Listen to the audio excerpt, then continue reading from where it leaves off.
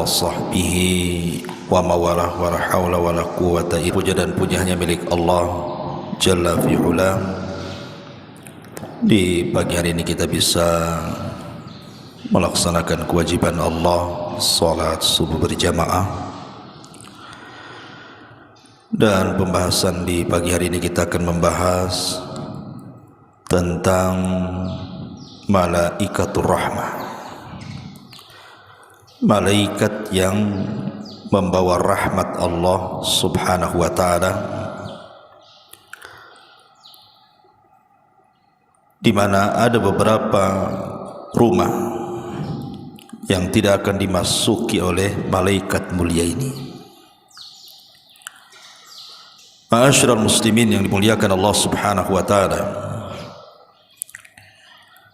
kita tahu bahwa Allah subhanahu wa ta'ala menciptakan banyak para malaikat. Tentu salah satunya adalah karena mereka adalah tentara-tentara Allah subhanahu wa ta'ala. Dan Allah ciptakan malaikat itu tidak memiliki hawa nafsu. Artinya mereka tugasnya hanya melaksanakan seluruh perintah Allah dan tidak pernah bermaksiat kepada Allah. Wa yaf'aluna ma yu'mar. Mereka hanya melaksanakan apa yang diperintahkan Allah subhanahu wa ta'ala. Lah malaikat-malaikat itu ditugaskan banyak sekali. Ada yang ditugaskan menurunkan wahyu seperti malaikat Jibril. Ada yang ditugaskan untuk menurunkan hujan seperti Mikail. Ada yang disuruh untuk meniup sangkakala seperti Israfil. Dan ada juga yang ditugaskan untuk mencabut nyawa seperti Malakul Maut. Dan banyak malaikat yang Allah berikan tugas. Salah satunya adalah malaikat rahmat. Kenapa kita berhajat kepada turunnya malaikat rahmat? Dan apa tugasnya malaikat rahmat ini? Ma'asyiral muslimin yang dimuliakan Allah subhanahu wa ta'ala, di dalam Al-Quranul Karim Allah subhanahu wa ta'ala berfirman,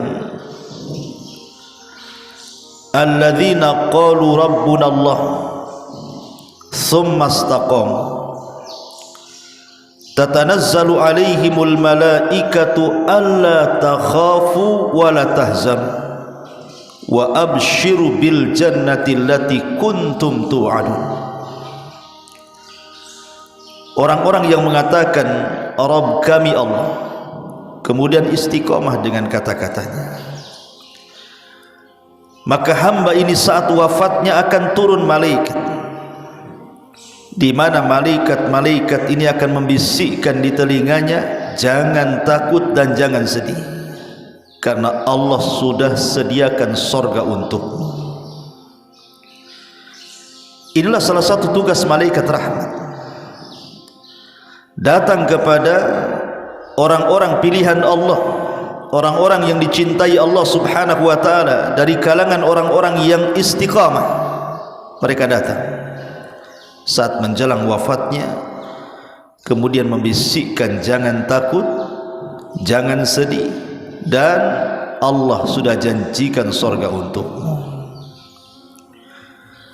Dalam hadis yang panjang sekali, hadis Bara bin Azib radhiyallahu anhu, saat Nabi SAW datang membawa jenazah dan para sahabatnya ke kuburan, ketika itu sebagian para sahabat sedang menggali lubang kubur. Masalahnya lahat belum pun digali, jadi Rasulullah harus menunggu. Lah sambil menunggu Nabi SAW mengumpulkan para sahabat, kemudian menceritakan tentang kematian seorang mukmin dan kematian orang kafir. Lah saat Nabi SAW menceritakan tentang kematian seorang mukmin, apa kata Rasul? Maka kematian seorang mukmin itu laksana tetesan air yang terakhir keluar dari mulut botol atau mulut teko. sangat pelan, halus, dan sangat menyenangkan. Kemudian ruh itu diletakkan di kain kafan dari sorga, dan wewangian yang sangat semerbak sekali. Lah saat ruh itu dikeluarkan dan hendak dimasukkan ke dalam kafan sorga itu, maka datanglah malakul maut yang hanya tugasnya mencabut nyawa saja.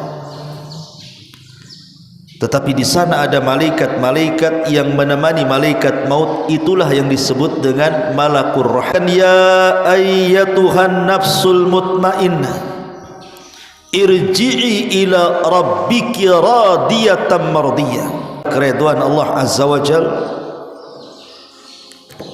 dan juga kepada kemuliaan Allah Azza wa Jal. Kemudian dikatakan la takhafu wa la tahzanu wa abshiru bil jannati allati kuntum tu'adun. Jangan takut, jangan sedih, karena engkau sudah dijanjikan surga. Maka roh itu keluar seperti tetesan air yang terakhir yang keluar dari mulut teko. Begitu lafaz hadis Bara bin Azib. Artinya malaikat rahmat ini salah satu tugasnya adalah memberi kabar gembira kepada orang-orang yang beriman menjelang kematiannya. Kemudian apa lagi tugasnya? Tugas malaikat rahmat ini adalah memintakan doa kepada Allah Azza wa Jal akan dosa-dosa kita supaya diampuni dosa kita. Ingat dalam hadis yang panjang yang menjelaskan tentang keutamaan orang yang tidur kemudian berwudu. Maka saat dia tidur, orang-orang yang berwudu sebelum tidur itu, yang tentunya juga membaca doa sebelum tidur, maka di samping kiri kanannya ada malaikat. Lah malaikat yang di samping kiri kanan orang yang tidur itulah malaikat rahmat. Jadi setiap kemudian badannya berbalik ke kanan, malaikat rahmat sebelah kanan mengatakan Allahumma ghfir lahu, Allahumma arhamhu. Ya Allah, rahmati orang ini, ampuni dosa-dosanya. Setiap kemudian berbalik ke arah kiri, malaikat rahmat sebelah kiri ngomong begitu juga. Allahumma ghfir lahu, Allahumma arhamhu. Ya Allah, ampuni dosa orang ini, ya Allah, rahmati orang ini. Dan terus akan mengucapkan seperti itu sampai dia terbangun di pagi hari. Luar biasa ya. Termasuk juga malaikat rahmat ini menurunkan kebaikan, ketenangan, keberkahan pada setiap rumah yang turun malaikat rahmat di dalamnya.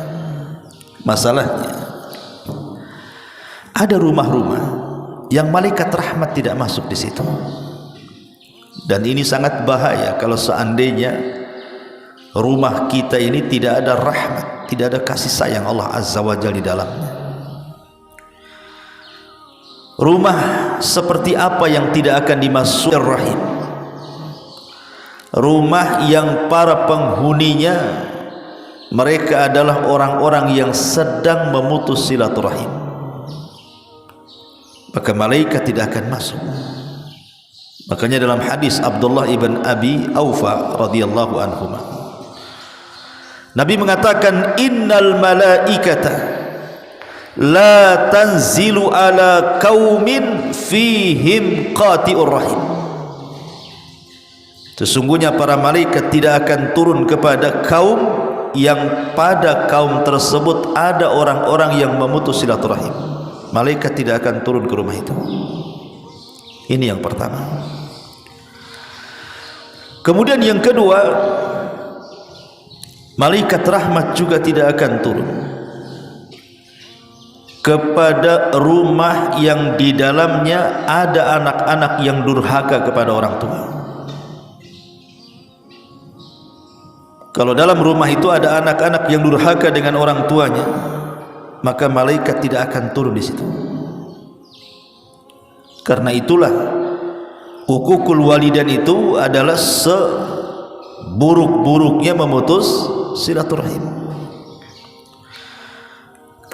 Kemudian yang ketiga, baitun fihi kalbun, rumah yang ada anjing di dalamnya. Kata Nabi SAW dalam sebuah hadis dari Abi Talha radhiyallahu an, hadis ini dikeluarkan Imam Bukhari. Kata Nabi SAW, la tadkhulul malaikatu baitan fihi kalbun, malaikat-malaikat rahmat tidak akan masuk pada rumah yang ada anjingnya di situ. Makanya hati-hati memelihara peliharaan walaupun itu hanya sekedar hobi. Kalau sampai kemudian menjadikan malaikat-malaikat rahmat tidak datang dan tidak masuk, ini kan rugi hanya gara-gara hobi saja melihara binatang. Kadang-kadang ada anjing itu yang lucu-lucu, lebih lucu pun daripada kucing kadang-kadang anjing itu. Kadang-kadang tertarik pula, harganya pula ratusan juta. Padahal apa yang dinikmati dari anjing itu? Hari-hari membersihkan kotorannya, kasih makan, bersihin kotoran. Nanti seminggu sekali ke salon, habisin duit aja. Sudah dunia dirugikan dengan habis karena hobi, akhirat pula dirugikan. Karena orang yang melihara anjing ini, ikhwan, itu setiap hari pahalanya dikurangi 1 qirat. 1 qirat itu sebesar gunung Uhud. Satu hari itu pahala kita dikurangi 1 qirat. Belum lagi malaikat rahmat tidak akan masuk kalau ada anjingnya itu. Walaupun para ulama tentu memberikan pengecualian, artinya tidak semua anjing, tidak.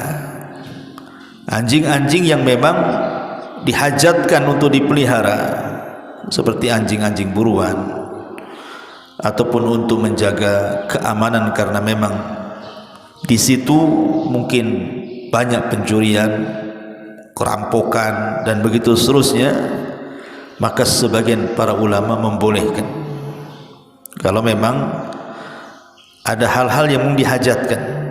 Itu pun sekali lagi anjing-anjing yang terlatih.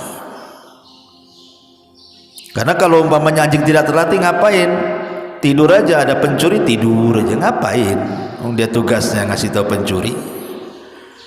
Pencuri lewat diam aja, itu enggak terlatih namanya. Masyarul muslimin yang dimuliakan Allah Subhanahu wa taala. Jadi saya ulangi, Al-Hafidz Ibnu Hajar rahimahullahu taala, beliau mengecualikan anjing-anjing yang tadi untuk hirasah, untuk menjaga rumah, jaga kebun ataupun berburu. Kemudian yang nomor 4, malaikat tidak akan masuk di rumah yang banyak gambar yang bernyawa di dalamnya. Gambar-gambar yang bernyawa di dalamnya seperti lukisan-lukisan. Di sana ada gambar binatang lengkap dengan kaki, badan, tangannya lengkap, termasuk juga melukis manusia lengkap kepalanya gitu ya. Maka Nabi SAW mengatakan la yadkhulul jannah atau la tadkhulul malaikatu baitan fihi kalbun wala suratun. Malaikat tidak akan masuk ke dalam rumah yang ada anjing dan ada gambarnya. Maksud gambar di sini artinya gambar-gambar yang bernyawa. Makanya saya anjurkan jangan majang-majang lukisan yang di situ lukisan-lukisan makhluk yang bernyawa. Kalau yang lain tidak apa-apa, umpamanya sungai, gunung, pohon, ya. Tapi jangan makhluk yang bernyawa saja. Malaikat tidak akan masuk di situ. Kemudian yang nomor 5, malaikat tidak akan masuk ke rumah yang penghuninya itu suka memakan harta anak yatim. Seperti yang saya contohkan, umpamanya ada bapak meninggal, melahirkan anak yatim yang belum balik, meninggalkan harta. Namanya anak yatim, apalagi masih bayi atau belum balik, kan belum pandai memegang harta. Terkadang harta dari bapaknya itu dipegang oleh siapa? Entah saudara-saudara bapaknya atau paman-pamannya atau bibi-bibinya. Bukannya dijaga bahwa itu harta adalah harta anak yatim, maka mereka pula yang makan secara zalim. Ketika anak ini sudah balik, sudah besar, ludas hartanya. Ini memakan harta anak yatim. Maka orang-orang yang memakan harta anak yatim, malaikat tidak akan turun, kata para ulama di situ. Kemudian yang nomor 6, malaikat tidak akan turun ke rumah yang fihi rawaihu kariha, ada bau-bau yang tidak sedap, yang kita sendiri tidak suka. Makanya di sini kata Nabi SAW, al malaikatu tata'adza bima yata'adza minhu banu Adam. Malaikat itu akan tersakiti dengan bau, sama halnya Banu Adam juga tersakiti dengan bau. Makanya tugas ibu-ibu khususnya gitu ya, mereka ditugaskan membersihkan rumah. Kalau ada sampah-sampah basah yang kira-kira kalau terlampau lama, sehari 2 hari bau busuk, itu buang ya. Karena malaikat tidak suka ke rumah yang banyak baunya di situ. Jangankan malaikat, kita pun tak suka, apalagi malaikat. Maka bersihkan rumah. Kayak orang Arab biasa kalau rumah dikasih bukhur, kasih asap gitu ya, kayak kemenyan gitu, supaya harum. Alhamdulillah di kita udah ada itu spray itu apa itu kan, atau baygon ada rasa jeruk sekarang nih. Kalau nyemprot nyamuk kan itu kan harum juga gitu ya. Yang penting baunya yang kita ini tidak lari dari bau itu, karena malaikat mengikuti larinya kita. Kalau kita tidak suka, malaikat tidak suka, gitu maksudnya. Maka ini yang ke-6.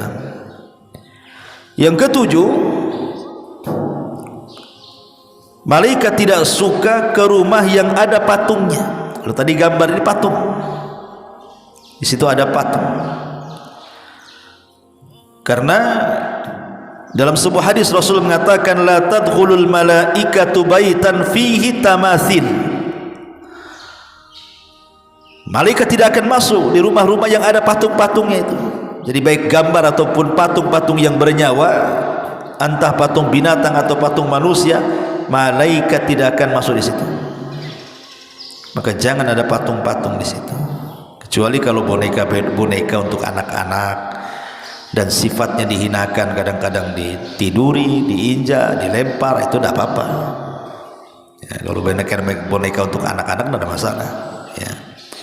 Tapi maksudnya patung yang dipajang gitu ya, maka sebaiknya jangan ada patung. Kemudian juga yang nomor 8, malaikat tidak akan masuk ke rumah orang-orang yang mereka junub dan belum mandi besar. Kata Nabi SAW dalam sebuah hadis yang disahihkan oleh Al-Imam Al-Hakim, walaupun Syekh Albani melemahkan hadisnya, tapi ada yang mensahihkan di sana seperti Imam Hakim. La tadkhulul malaikatu baitan fihi suratun wala kalbun wala junubun. Malaikat tidak akan masuk ke rumah yang ada anjingnya, yang ada gambar yang bernyawanya, dan juga orang yang junub. Maksudnya kata para ulama, orang yang junub di sini artinya orang-orang yang mereka tidak punya keinginan untuk mandi junub. Kan banyak orang-orang awam itu, jangan cerita mandi, sholat pun tidak. Kadang-kadang mereka berhubungan dengan istrinya, nggak mau mandi, berhari-hari malah tak mau mandi, karena memang sholat pun bagi dia mungkin tidak wajib, mungkin setahun tak sholat, setahun pula dia tak junub. Nah, ada orang kayak gitu. Jadi yang dimaksud junub di sini maksudnya yang mereka tidak punya niat untuk mandi. Mereka memang sama sekali tidak mau mandi junub. Tapi kalau memang kita ini kan paham gitu ya, bahwa nanti subuh kita akan sholat subuh, tentu kita akan mandi junub di situ kan. Nah, kalau ini ya tidak masuk dalam hadis ini. Maksudnya yang meremehkan tentang mandi junub, maka kata ulama inilah malaikat rahmat tidak akan masuk ke rumah orang-orang yang meremehkan soal mandi junub. Dan ini bahaya ya, masyarul muslimin yang dimuliakan Allah Subhanahu wa taala. Inilah yang kemudian yang nomor 9, malaikat tidak akan masuk ke rumah yang di dalamnya ada lonceng, jaras. Nabi SAW mengatakan dalam sebuah hadis yang dikeluarkan oleh Abi Daud dan yang lainnya, walaupun Syekh Albani mendhaifkan hadis ini, la tadkhulul malaikatu baitan fihi jarasun, malaikat tidak akan masuk ke rumah yang ada loncengnya. Apa maknanya di sini? Jelaskan oleh para pensyarah hadis. Maksudnya di sini, yang dimaksud jaras adalah al-jarasus saghir, baik itu lonceng kecil, wal jarasul kabir ataupun lonceng besar, itu masuk di dalamnya. Ataupun yang diikatkan di hewan, seperti kita tahu sapi itu kan ada apa namanya, loncengnya kan. Nah, dikasih kalung, dikasih lonceng gitu kan. Sebagian mengatakan termasuk juga yudha'u fi unukil hayawana, yang diletakkan di leher-leher binatang. Jadi sebaiknya jangan ada lonceng digantung, karena kalau seandainya ada lonceng maka malaikat tidak akan datang di situ. Dan bahaya, sekali lagi saya katakan, bahwa kalau sampai rumah kita tidak dimasuki malaikat rahmat, karena tugasnya malaikat rahmat itu banyak tadi, datang memintakan ampun dosa-dosa kita, kemudian datang membawa kasih sayang Allah, menebarkan ketenangan, kesenangan dan berkah di rumah, termasuk juga saat wafatnya menghabar gembirakan akan kematian seorang mukmin, agar jangan takut, jangan sedih, karena Allah Subhanahu wa taala sudah menjanjikan surga untuk dia. Inilah di antara 9 rumah yang tidak akan, ataupun apa namanya, saya tambah nomor 10 seperti dikatakan para ulama ya, termasuk juga rumah yang banyak maksiat di situ. Dan itu dijelaskan Hafidz Ibnu Hajar rahimahullah taala, termasuk juga rumah yang di situ banyak maksiatnya. Mungkin di rumah itu minum khamr atau berzina atau judi, pokoknya maksiat apalah di rumah itu, malaikat tidak akan masuk di situ. Inilah 10 perkara malaikat tidak akan masuk, maksudnya malaikat rahmat tidak akan masuk. Tapi kalau malaikat-malaikat yang lain yang masuklah, kayak malaikat maut yang masuklah. Kalau malaikat mau tak masuk ya ikutin ini semua lah, nggak mati-mati ya. Tapi malaikat maut tuh kalau nggak mati pun nunggu di luar lah, kapan dia keluar. Tapi kan ini maksudnya di sini yang tidak akan masuk itu cuma malaikat rahmat saja. Adapun raqib, atid, malaikat hafadhah ya masuklah. Malaikat maut masuk. Jadi intinya hadis ini hanya menjelaskan tentang malaikat rahmat saja. Dan sebuah kerugian besar kalau seandainya malaikat rahmat itu tidak masuk ke rumah kita. Inilah diantara faedah tentang malaikat rahmat dan rumah-rumah yang tidak akan dimasuki padanya para malaikat rahmat. Subhanallah bihamdika asyhadu an la ilaha illa anta astaghfiruka wa atubu ilaik. Allahu ta'ala alam. Assalamualaikum warahmatullahi wabarakatuh.